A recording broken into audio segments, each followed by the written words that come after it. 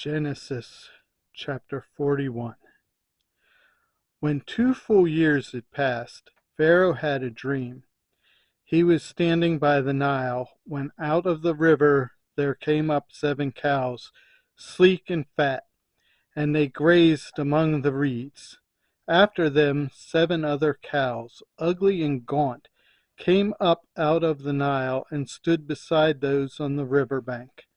And the cows that were ugly and gaunt ate up 7 sleek fat cows. Then Pharaoh woke up. He fell asleep again, and he had a second dream. 7 heads of grain, healthy and good, were growing on a single stalk. After them 7 other heads of grain sprouted, thin and scorched by the east wind. The thin heads of grain swallowed up the 7 healthy full heads. Then Pharaoh woke up. It had been a dream. In the morning his mind was troubled, so he sent for all the magicians and wise men of Egypt. Pharaoh told them his dreams, but no one could interpret them for him. Then the chief cupbearer said to Pharaoh, "Today I am reminded of my shortcomings.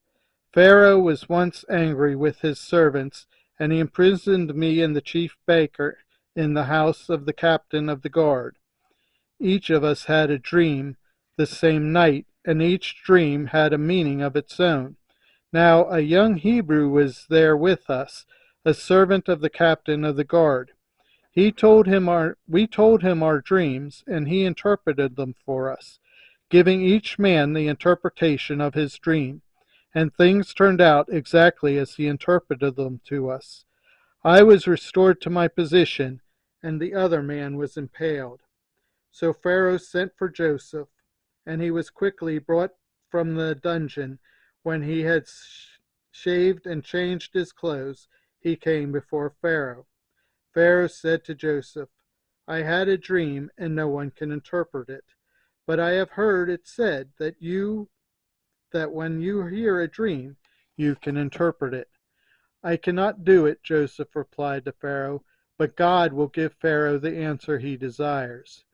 Then Pharaoh said to Joseph, "In my dream I was standing on the bank of the Nile, when out of the river there came up 7 cows, fat and sleek, and they grazed among the reeds. After them 7 other cows came up, scrawny and very ugly and lean. I had never seen such ugly cows in all the land of Egypt. The lean, ugly cows ate up the 7 fat cows and came up first. But even after they ate them, no one could tell that they had done so. They looked just as ugly as before. Then I woke up.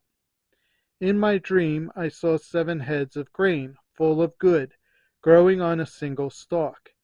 After them 7 other heads sprouted, withered and thin and scorched by the east wind. The thin heads of grain swallowed up the 7 good heads. I told this to the magicians, but none of them could explain it to me." Then Joseph said to Pharaoh, "The dreams of Pharaoh are one and the same. God has revealed to Pharaoh what he is about to do.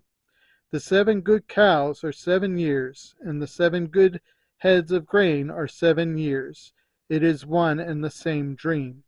The 7 lean, ugly cows that came up afterward are 7 years, and so are the 7 worthless heads of grain scorched by the east wind. They are 7 years of famine. It is just as I said to Pharaoh. God has shown Pharaoh what he is about to do. 7 years of great abundance are coming throughout the land of Egypt, but 7 years of famine will follow them. Then all the abundance in Egypt will be forgotten, and the famine will ravage the land. The abundance in the land will not be remembered, because the famine that follows it will be so severe. The reason the dream was given to Pharaoh in 2 forms is that the matter has been firmly decided by God, and God will do it soon. And now let Pharaoh look for a discerning and wise man and put him in charge of the land of Egypt. Let Pharaoh appoint commissioners over the land to take 1/5 of the harvest of Egypt during the 7 years of abundance. They should collect all the food of these good years that are coming, and store up the grain under the authority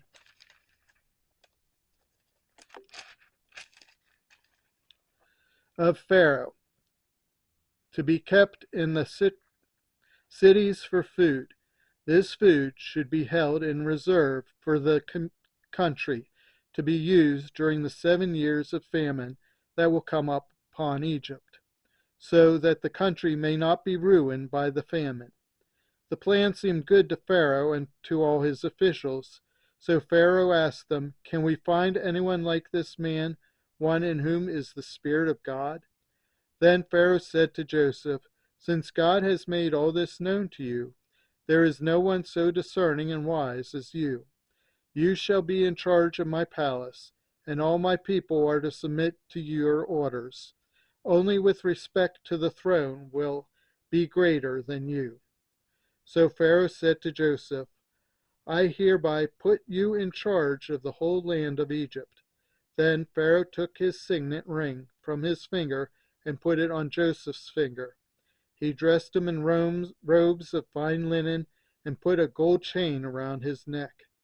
He had him ride in a chariot and his second in command, and people shouted before him, "Make way!" Thus he put him in charge of the whole land of Egypt. Then Pharaoh said to Joseph, "I am Pharaoh, but without your word no one will lift a hand or foot in all of Egypt." Pharaoh gave Joseph the name Zephanatha-Panah, and gave him Asnath, daughter of Potiphera, priest of On, to be his wife. And Joseph went throughout the land of Egypt. Joseph was 30 years old when he entered the service of Pharaoh, king of Egypt. And Joseph went out from Pharaoh's presence and traveled throughout Egypt. During the 7 years of abundance, the land produced plentifully. Joseph collected all the food produced in those 7 years of abundance in Egypt and stored it in the cities. In each city he put the food grown in the fields surrounding it. Joseph stored up huge quantities of grain, like the sand of the sea. It was so much that he stopped keeping records because it was beyond measure. Before the years of famine came, 2 sons were born to Joseph by Asenath, daughter of Potiphera, priest of On. Joseph named his firstborn Manasseh and said, "It is because God has made me forget all my trouble and all my father's household." The second son he named Ephraim and said, "It is because God has made me fruitful in the land of my suffering." The 7 years of abundance in Egypt came to an end, and the 7 years of famine began, just as Joseph said. There was famine in all the other lands, but in the whole land of Egypt there was food. When all Egypt began to feel the famine, the people cried to Pharaoh for food. Then Pharaoh told all the Egyptians, "Go to Joseph and do what he tells you." When the famine had spread over the whole country, Joseph opened all the storehouses and sold grain to the Egyptians, for the famine was severe throughout Egypt, and all the world came to Egypt to buy grain from Joseph, because the famine was severe everywhere.